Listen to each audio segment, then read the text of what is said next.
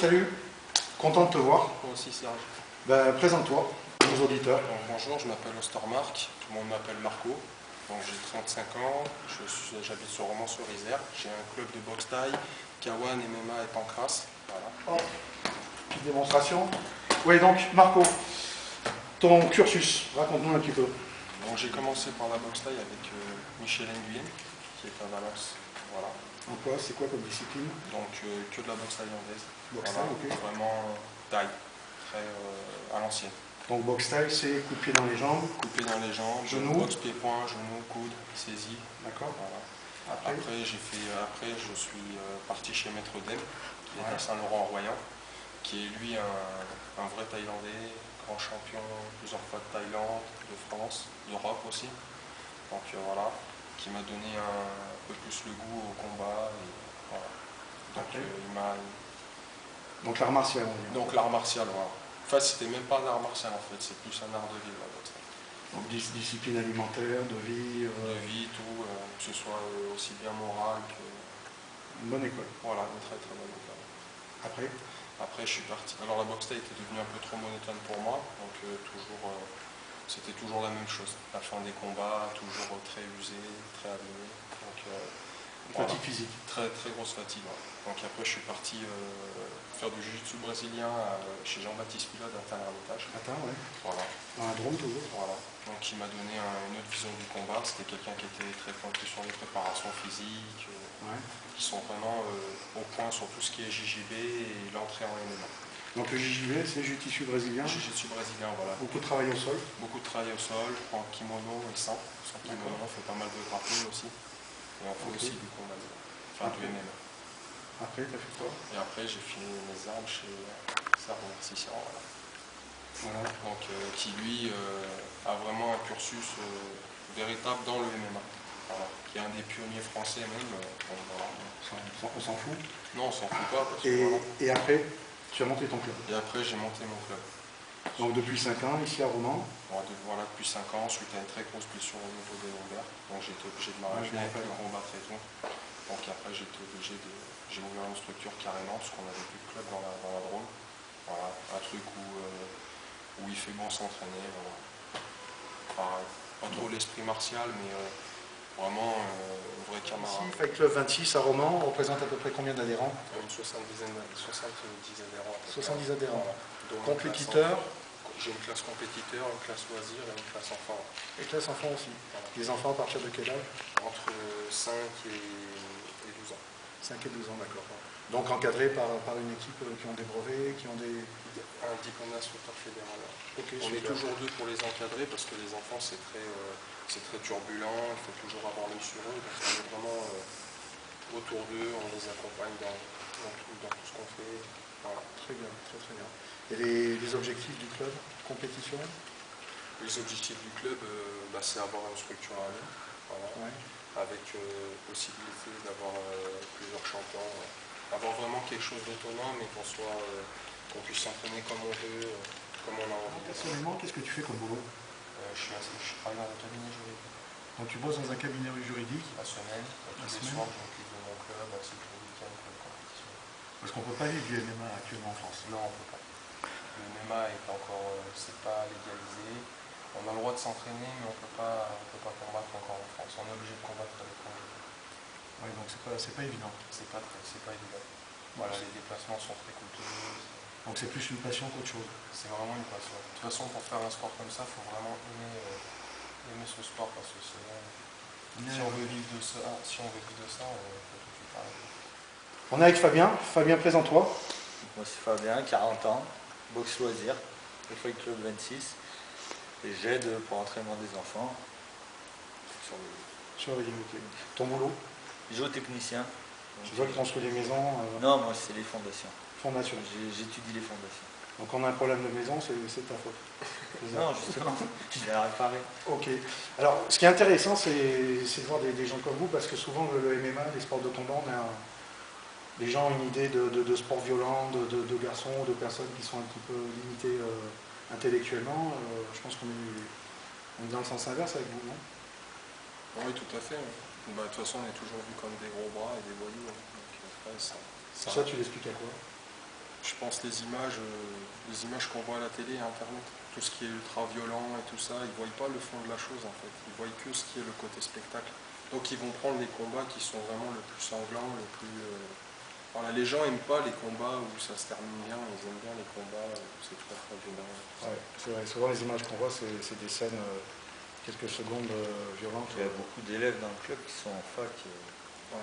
C'est important de le dire, hein, donc beaucoup d'élèves fac. Grenoble. On a des policiers, on a des pompiers, on a aussi des militaires, voilà.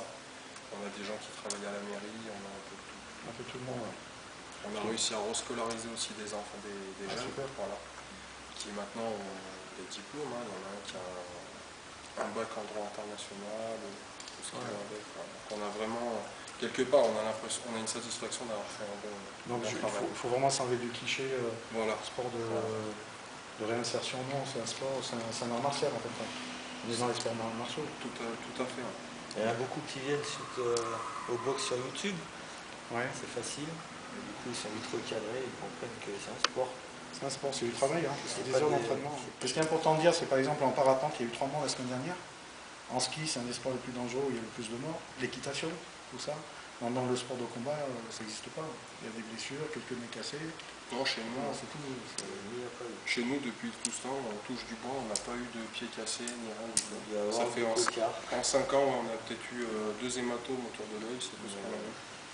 Et ça porte quoi pour toi un jeune de venir faire du sport de combat, c'est quoi? Ça dépend. Il y en a qui ont une vision, c'est-à-dire c'est pour tout casser.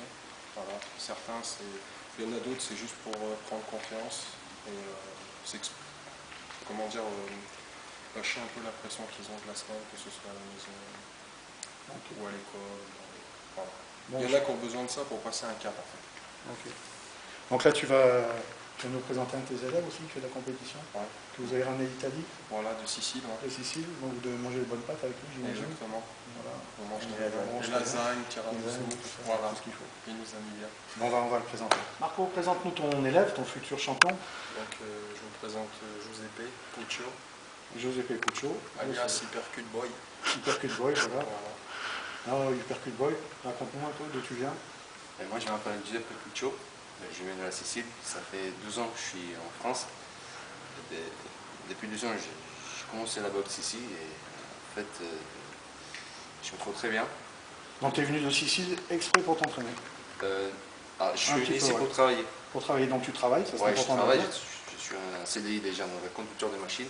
Conducteur de machine, ok.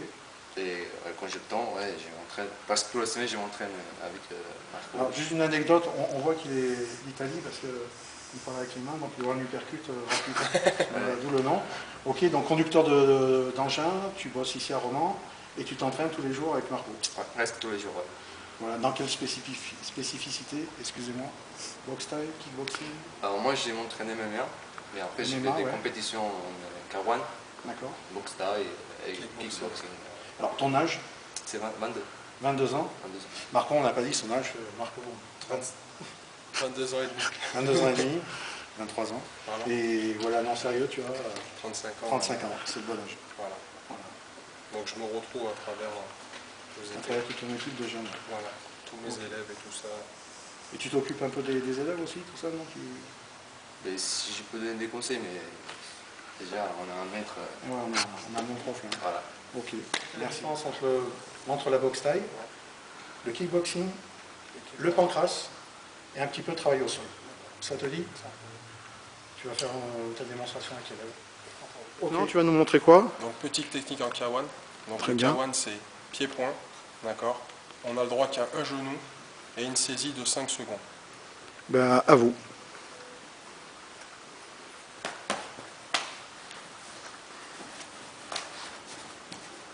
Là, tu vas nous montrer Une technique de kickboxing, alors, le kickboxing par rapport à ce qu'on a vu. donc c'est pied-point. Pied, coup de pied dans les jambes aussi. On a le droit au coup de pied dans les jambes. Ok. Exactement. Allez-y.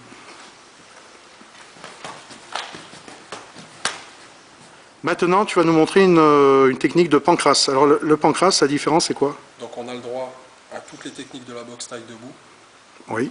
avec des amenés au sol, et on a le droit à la soumission. On n'a le droit à aucune frappe. Et au visage? Non plus. C'est la différence avec le MMA. Ok. Et les mains fermées ou mains ouvertes? Main fermée. Très bien.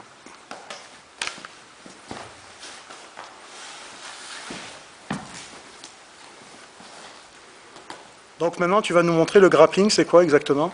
Donc c'est que des techniques de soumission, avec de la lutte, regroupant la lutte, le judo, Alors pourquoi on se retrouve au sol là? pour éviter de démarrer debout, parce qu'à D'accord. l'entraînement ça évite les blessures. D'accord. Et ça, c'est important dans le sport de combat? Dans le MMA c'est très très important. Ça représente combien de pourcentage à peu près du combat? Dans le MMA on va dire que ça peut représenter 70%. Très bien.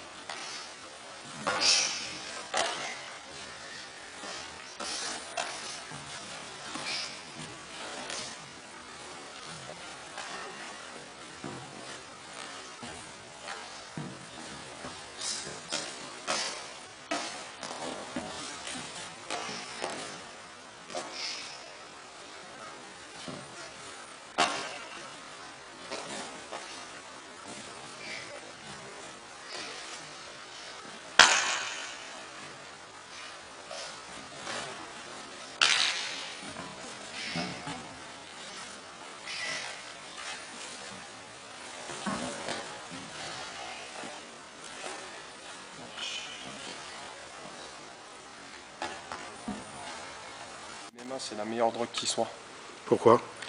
parce que ça apporte un certain équilibre dans la vie de tous les jours. Giuseppe, si le sport n'existait pas, tu ferais quoi? Eh ben, j'inventerai le sport. T'es un passionné de sport. Ouais, sans sport, c'est difficile. Le sport, il faut être bien encadré. Moi, j'ai commencé dans un club assez mauvais, où c'était plus de la boucherie, ce qui m'a assez dégoûté étant jeune. Du coup, j'ai arrêté, j'ai repris comme ça par passion. Et je suis en loisir et je m'éclate. Merci.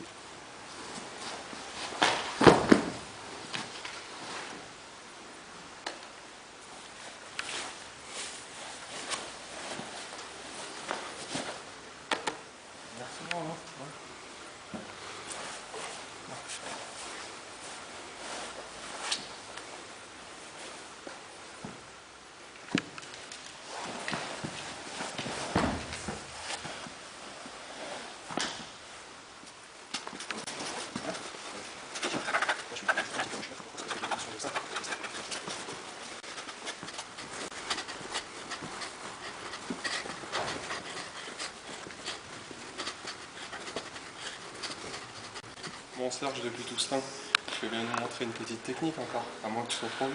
Je vais vous montrer une technique à l'ancienne. À l'ancienne. Ok.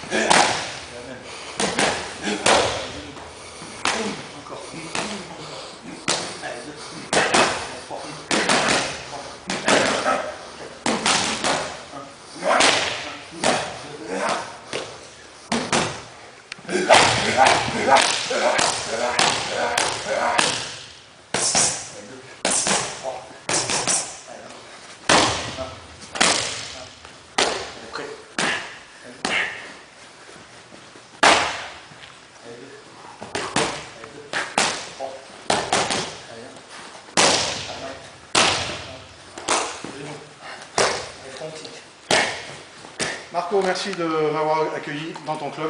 C'est moi Serge. À bientôt et puis bonne continuation pour cette année ici à Romans. Il faut venir s'inscrire et vous avez un super bon prof. Quelqu'un de très bien et très gentil. Merci.